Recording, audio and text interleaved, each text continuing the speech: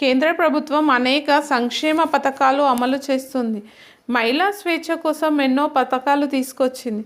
కేంద్ర ప్రభుత్వం అనేక సంక్షేమ పథకాలు అమలు చేస్తుంది. మహిళా స్వాతంత్ర సాధనకు ఎన్నో పథకాలు తీసుకొచ్చింది. అందులో డ్వాక్రా సంఘాల ఏర్పాటు అత్యంత విశిష్టమైనది.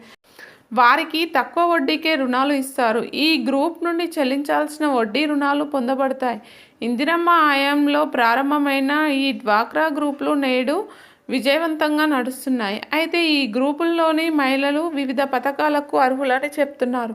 ఇందులో భాగంగానే కేంద్ర ప్రభుత్వం ఇటీవల లకపాటి దీదీ అనే పథకాన్ని అమలు చేసింది. ఈ రుణం కింద ఎలాంటి వడ్డీ లేకుండా 5 లక్షల రూపాయల వరకు రుణం మంజూరు చేస్తారు.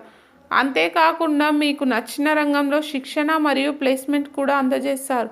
మహిళలకు లక్షాధికారులను చేయాలనే లక్ష్యంతో కేంద్రము 2023లో ఈ పథకాన్ని ప్రారంభించింది.